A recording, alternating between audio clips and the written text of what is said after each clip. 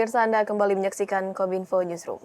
Pemirsa, mendekati masa pemilu 2024, DPR gelar rapat paripurna pembukaan masa sidang ketiga tahun 2023-2024. Salah satu fokus DPR dalam sidang ini yakni mendorong terciptanya pemilu yang adil, jujur, dan juga demokratis.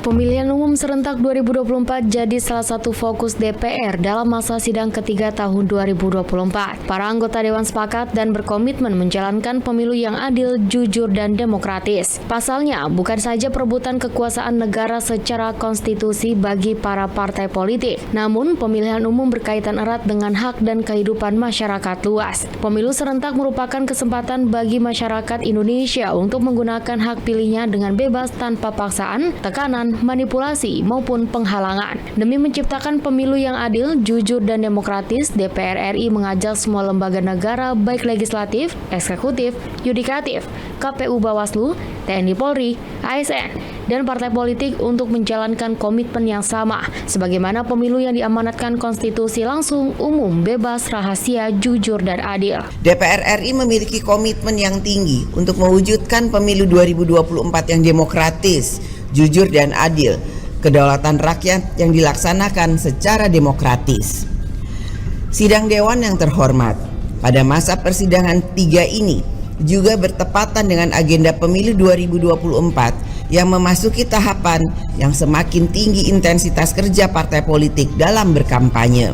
Walaupun demikian, anggota DPR RI akan tetap berkomitmen untuk menjalankan tugas-tugas konstitusional secara efektif, khususnya dalam merespon hal-hal yang sangat mendesak dan strategis. Komandan Lantamal 10 Jayapura Brigjen TNI Ludi Prastiono memerintahkan jajarannya untuk memperketat penjagaan di perairan laut wilayah perbatasan Indonesia Papua Nugini. Brigjen Ludi saat memimpin peringatan Hari Dharma Samudra di Jayapura, Papua mengatakan pengetatan pengamanan ini guna mengantisipasi dampak kerusuhan yang terjadi di Port Moresby, Papua Nugini beberapa waktu lalu.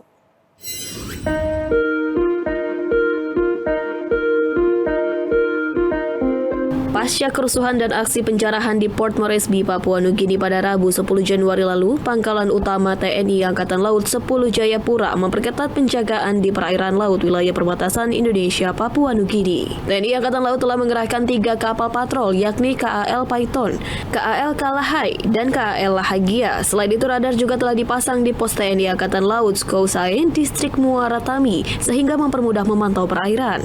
Komandan Lantamal 10 Jayapura Brigjen TNI Ludi Prastiono memerintahkan jajaran TNI Angkatan Laut, khususnya Satuan Patrol, untuk memperketat penjagaan di perairan laut wilayah perbatasan Indonesia Papua Nugini. Ia juga mengatakan dampak dari kerusuhan tersebut hingga kini belum ada warga Papua Nugini yang masuk ke wilayah Jayapura, Papua. Tentunya karena kita domainnya ke laut, kita juga jajar tinggi. Kalau saya bilang jajar tinggi itu semua mata, semua indera kita tumpahkan, dan di sana sekarang sudah ada radar kan. Yang mudah-mudahan akses atau dampak dari kerusuhan Port Moresby tidak sampai dengan di wilayah kerja Lantamal 10 Jayapura.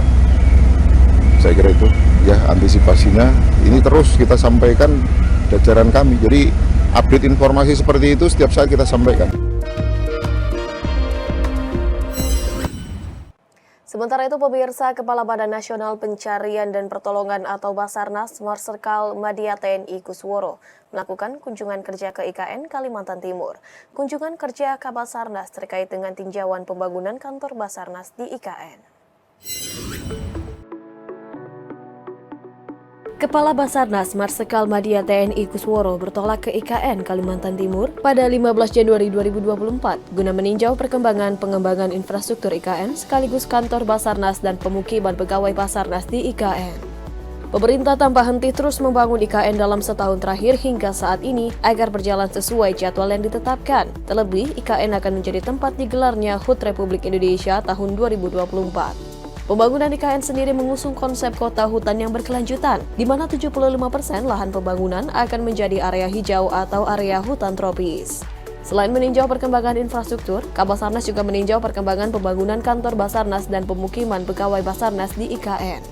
Menutup rangkaian kunjungan kerjanya di IKN, Kabasarnas dan jajaran melakukan pemeriksaan kesiapan peralatan kebencanaan yang berada di kantor SAR Balikpapan. Badan Nasional Penanggulangan Bencana melaporkan sebanyak 38 kejadian bencana selama sepekan terakhir atau per periode 8 sampai 14 Januari 2024, di mana kejadian bencana banjir dan cuaca ekstrim yang mendominasi. Kepala Pusat Data, Informasi dan Komunikasi Kebencanaan BNPB Abdul Muhari mengatakan dari 38 kali kejadian tersebut, lebih dari 49.000 rumah terdampak banjir dan 58.000 masyarakat tengah mengungsi.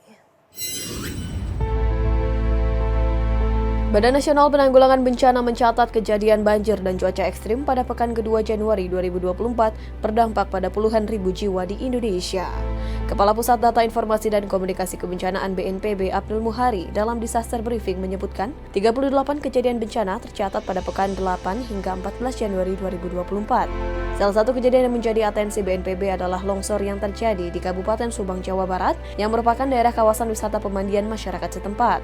Abdul mengatakan longsor dapat terjadi sangat cepat sehingga perlu kewaspadaan pengelola dan wisatawan yang mengunjungi lokasi tersebut. Kejadian cuaca ekstrim selama sepekan telah banyak merusak bagian atap rumah-rumah masyarakat. Namun yang menjadi perhatian apabila material yang terbawa seperti atap, baliho, papan reklame, atau pohon besar yang dapat mencederai masyarakat di sekitarnya. Abdul Muhari mengatakan kondisi tersebut perlu untuk diwaspadai, mengingat musim hujan masih akan sampai di paling tidak di akhir Februari. Meskipun mungkin kejadian-kejadian